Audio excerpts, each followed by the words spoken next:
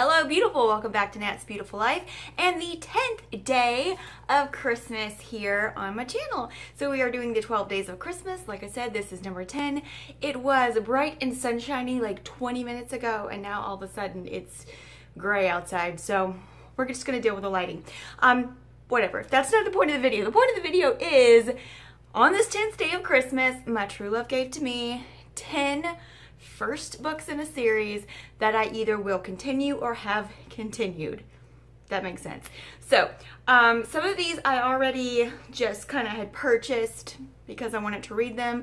Others are from other book clubs and things, and others I decided, I was in Barnes & Noble one day and I was like, there's some series that I'm interested in or that I've heard a lot about, so I'm just gonna buy some first in the series and then decide from there if I want to continue it or if this is just not for me. So that's kind of like where a lot of this has come from.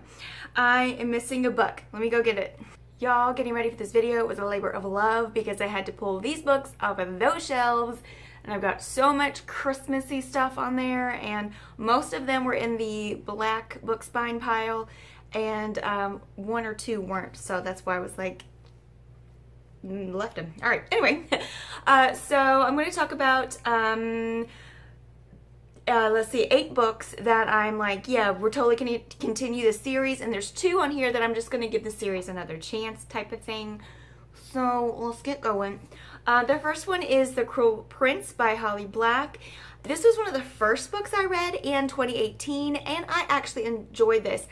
I was not a big fantasy person for the longest time. The closest to fantasy I got was The Red Queen, and that's like a dystopian fantasy mix. I definitely have never read anything with like fairies or anything like that, but this book really just got me going in a fantasy mode and things like that, and also introduced me to Holly Black and her writing. And what I really like about this, it's not, well, okay, I was about to say it's not Tinkerbell, but it is kind of like the original Peter Pan. A lot of people don't realize that in the original like book Peter Pan, Tinkerbell is kind of mean and she tries to kill Wendy. Like she's not a good fairy. But anyway, these are more like dark fairies, but there's a story to it.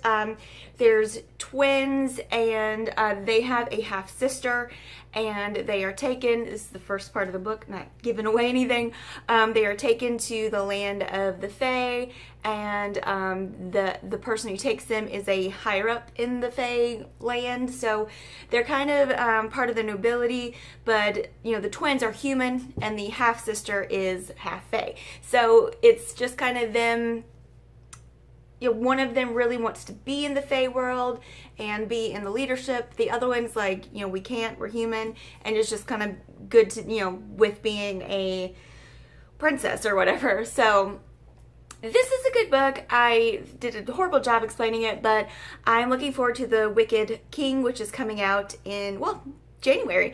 So yeah, this is also one of the book club books for 2019 in my book club that got picked. So I'm excited to go over it again before I get to The Wicked King. And yeah, so definitely going to continue this one. The next one I'm going to mention, let me just mention one I don't have because I have quite a few of these. Sleeping Giants by Sylvan Neuval. And this is a sci-fi book where this girl falls in a hole when she's a little girl. Well, that's what it just said. A girl falls in a hole when she's a little girl, like, and lands in a hand, and turns out this hand is part of a robot, and it's like alien technology. And I did the audiobooks for these, and I highly recommend the audiobooks for these. These have been compared as like the adult version of Illuminae. I hated Illuminae.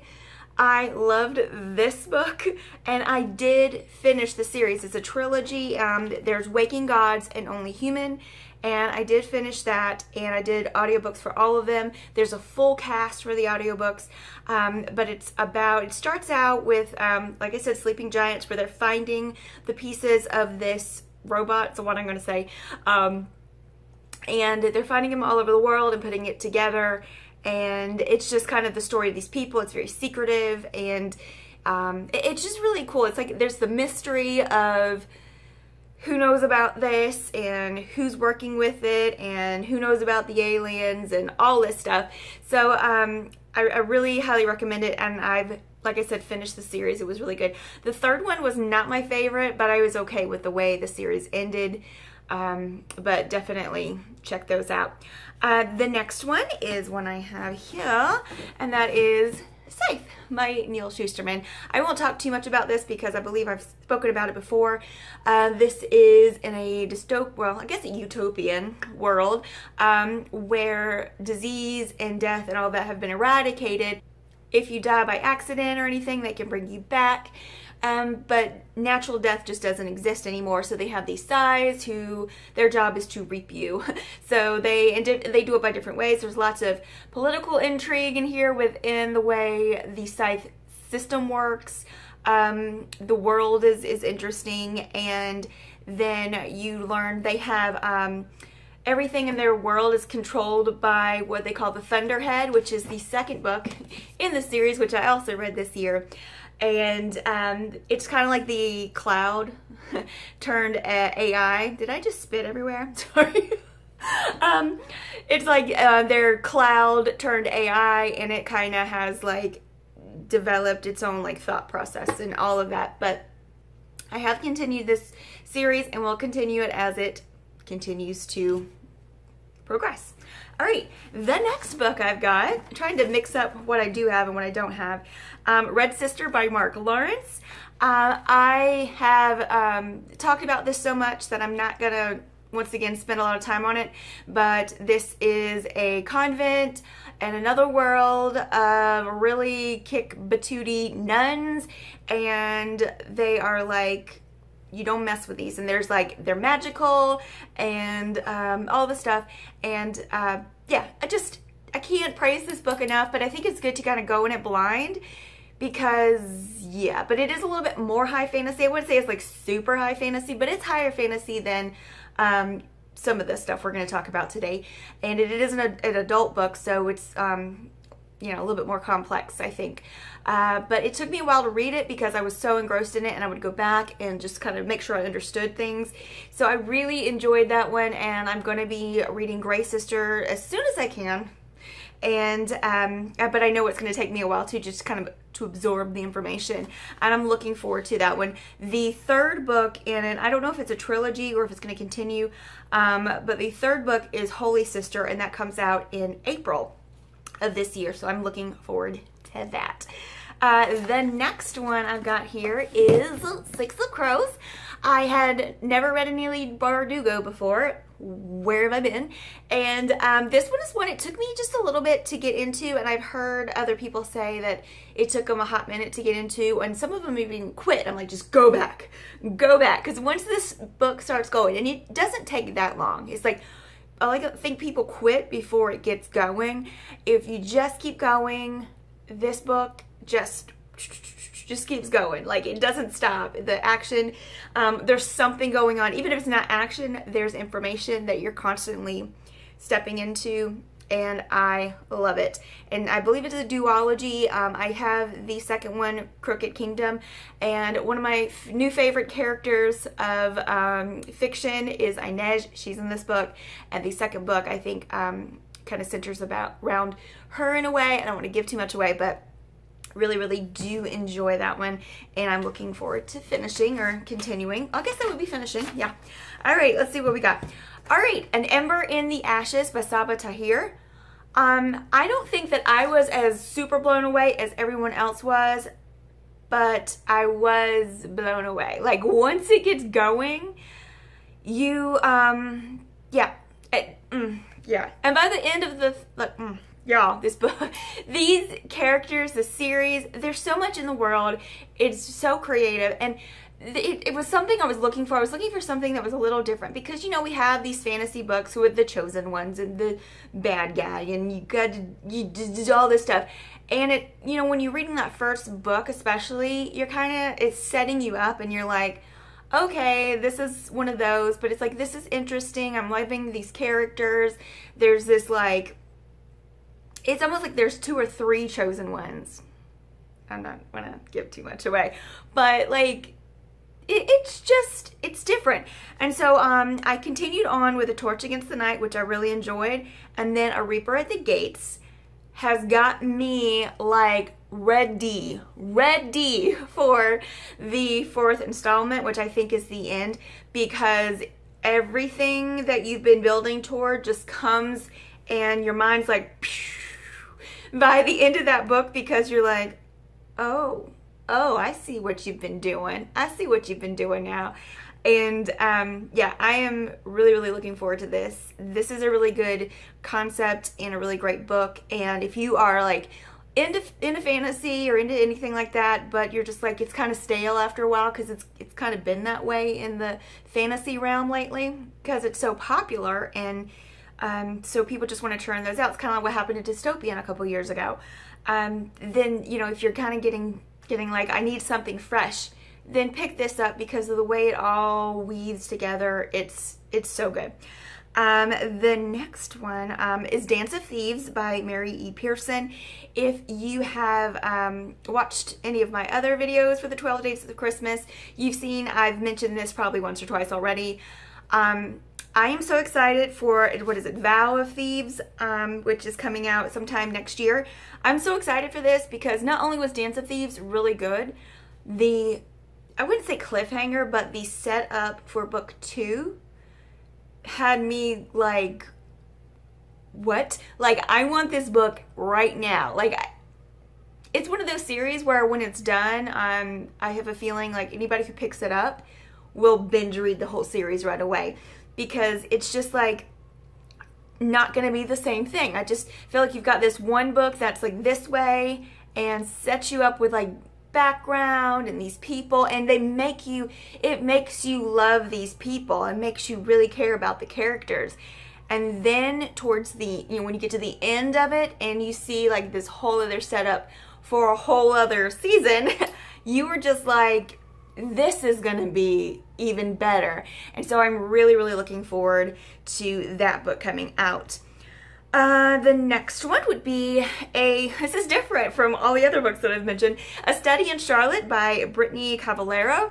I love Sherlock Holmes. I love the BBC series with Benedict Cumberbatch and all of that.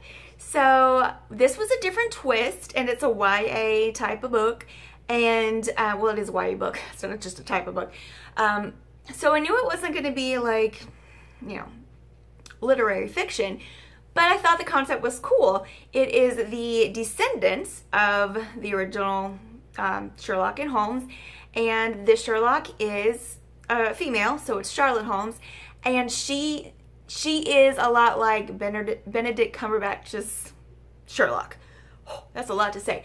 In that series, the way he is, her character in these books is comparable to him, and I've really enjoyed these. They're not like, I've been giving them like 3 stars, maybe 3.5 stars, because I enjoy them, but they're not like mind-blowing. But like I said, I enjoyed them. I enjoyed the story. And so I did do A Study in Charlotte. I did The Last of August, and then The Case for Jamie. I think The Last of August was probably one of my favorite ones. That's the second one. The fourth one is A Question of Holmes, and that will be out next year, 2019. So I will be reading that, and I'm looking forward to that. All right, so let me see. I've mentioned Scythe, Sleeping Giants, Cruel Prince, Six of Crows, Red Sister, Ember and Ashes, Dance of Thieves, Study in Charlotte. All right, so those are the ones that I'm like, yes, ma'am, I am going to continue. I have enjoyed these books. We're going to talk about 2 that are, all right. So the first one is probably like, of the 2, I think is the best one. Both of these books were from my, the book club that I sometimes go to at the local bookstore here, page 158. And that is Dread Nation by Justinia Ireland. This is another one of those what if books, and you know I love what if. But a little bit different because in this story, during the Civil War at the Battle of Gettysburg, the dead rose and they became zombies. And that's not even the main focus of the book. It's just that there are zombies there and all the things around it are around the fact that there are zombies.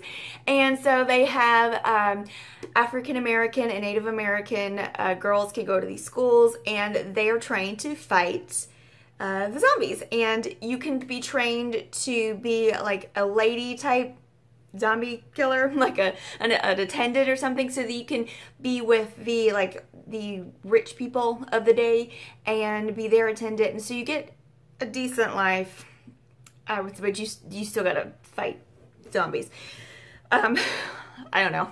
Anyway, but there's so much more to it than that, because there's a lot of political stuff happening, and towards the end of the book, I feel like the second book is going to be more fixing that whole, or getting into that whole political realm thing, because please keep in mind that the dead rose during the Civil War, so technically still got slavery, still got all this stuff going on, and yeah, so it's interesting. But I am looking forward to the next book to see what happens there. There are some problematic things in here that are just like, meh, but I kind of overlooked it because I feel like this can progress.